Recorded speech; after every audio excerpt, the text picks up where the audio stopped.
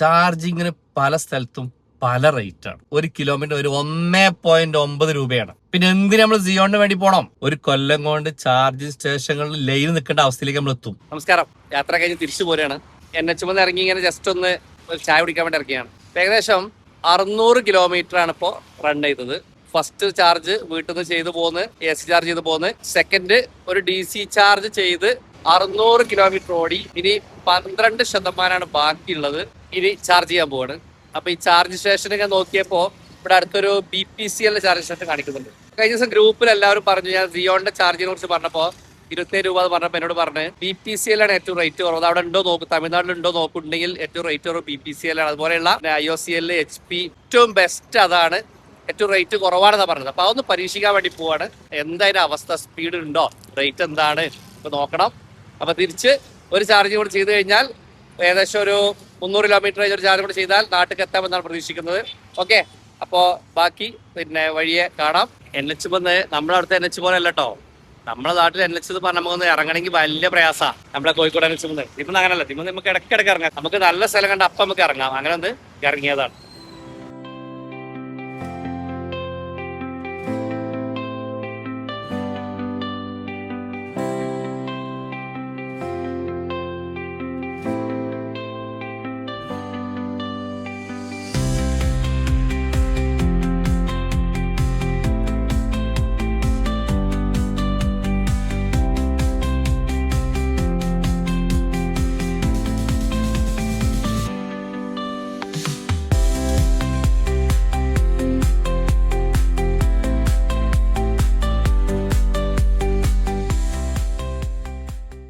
ഞാന് ചാർജ് ചെയ്തു. സത്യത്തിൽ ഞാൻ ഞെട്ടിപ്പോയി. കാരണം ഇന്നലെ വീഡിയോ നിങ്ങൾ കണ്ടിട്ടുണ്ടാവും. ഇന്നലത്തെ വീഡിയോയിൽ ഞാൻ സിയോണിന് ചാർജ് ചെയ്തത് നിങ്ങൾ വീഡിയോ കണ്ടതാണ്. എനിക്ക് കിലോ വാട്ടിന് 27.6 ചെലവായി.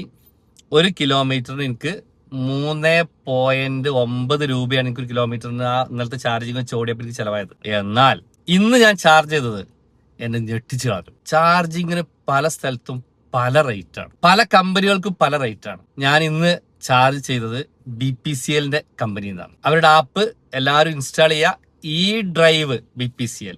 അതില് എനിക്ക് ഇന്ന് ചെലവായത്, ഞാൻ 12% 100% ചാർജ് ചെയ്തത് 88% ചാർജ് ചെയ്തു. ഇന്നലെ 77% ചാർജ് ചെയ്തു, ഇന്ന് 88% ചാർജ് ചെയ്തു. ആ ചാർജിൽ എനിക്ക് ആ ചെലവ് പറയുന്നത് 598 രൂപയാണ്. 88% ചാർജ് ചെയ്യാൻ എനിക്ക് ചെലവായത് 36 യൂണിറ്റ് ആണ് ചാർജ്. 36 യൂണിറ്റ് ആണ് ആയത്. ഈ 36 യൂണിറ്റിന് 16.61 ടാക്സ് അടക്കം. 14 സംതിങ് ഉള്ളൂ ടാക്സ് അടക്കം. 16.61.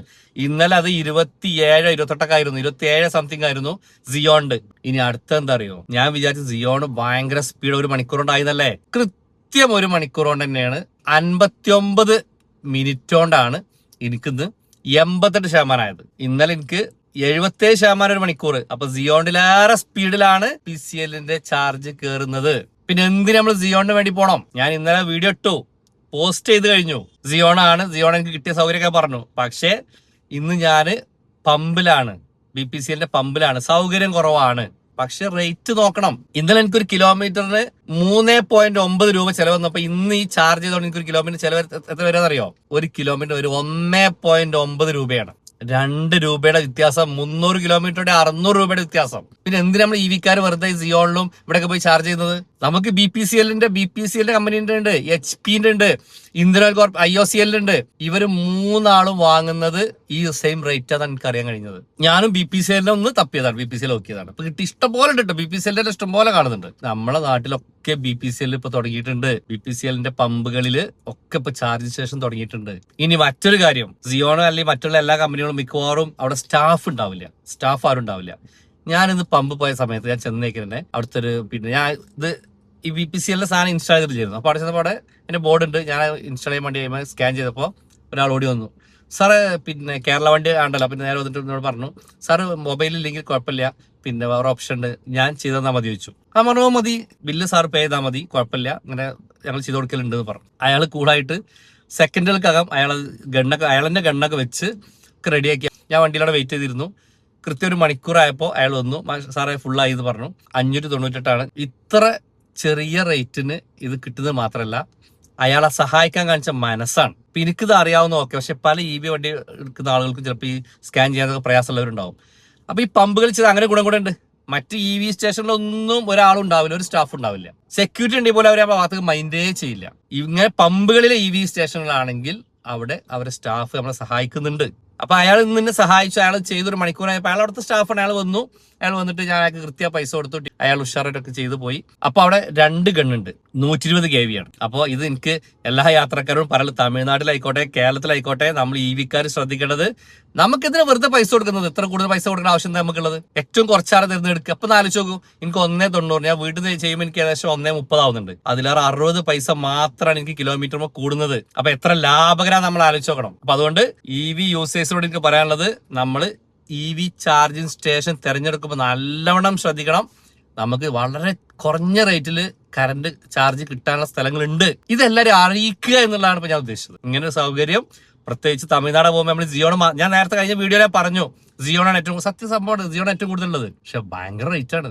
ഇനി വേറൊരു കാര്യം, ഞാൻ ഞായറാഴ്ച ജിയോണില് നോക്കിയപ്പോ 27.65 കാണിച്ചു. ഇന്ന് ചൊവ്വാഴ്ച ജിയോണിൽ നോക്കിയപ്പോ എന്താ കാണിക്കുന്ന അറിയോ? ജിയോണിൽ ചൊവ്വാഴ്ച നോക്കുമ്പോ കാണിക്കുന്നത് 24.6. അപ്പൊ ഞായറാഴ്ച പൈസ കൂടുന്നുണ്ട്.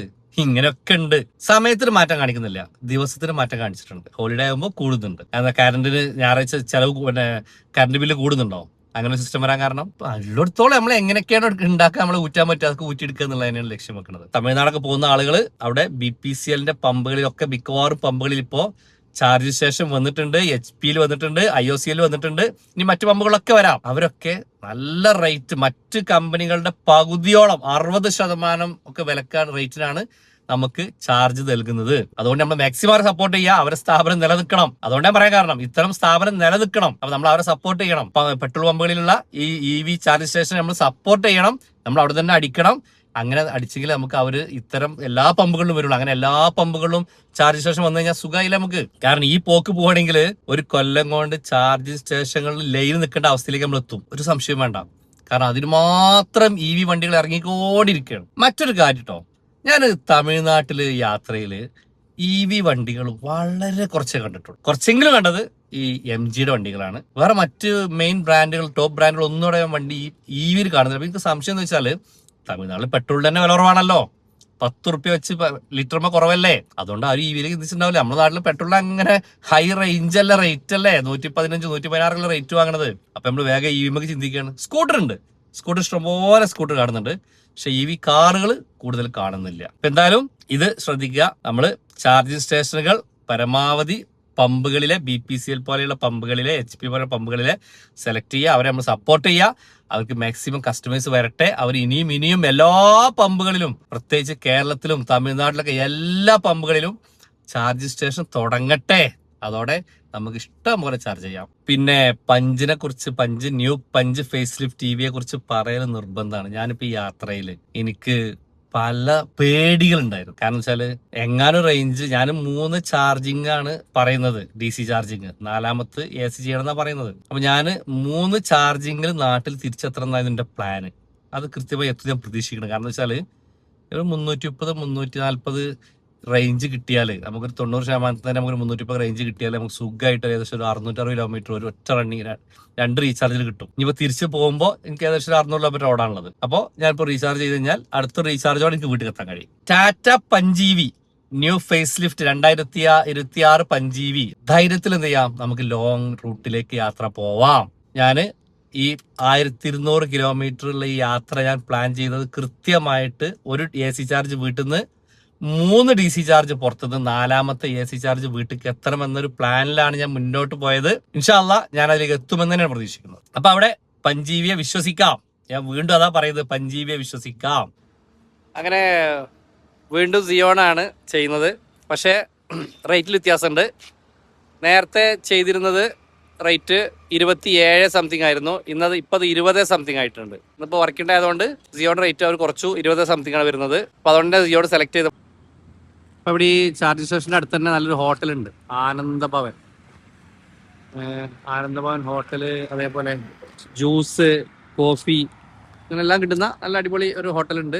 NH തന്നെയാണ്. അപ്പൊ അങ്ങനെ ഞങ്ങള് ചെന്നൈ യാത്ര, 3 ദിവസത്തെ ചെന്നൈ യാത്ര കഴിഞ്ഞ് നാട്ടിൽ തിരിച്ചെത്തി. വളരെ വൈകിയാണ് തിരിച്ചെത്തി, അതുകൊണ്ട് അപ്പോൾ ആ വീഡിയോ ചെയ്യാൻ കഴിഞ്ഞില്ല.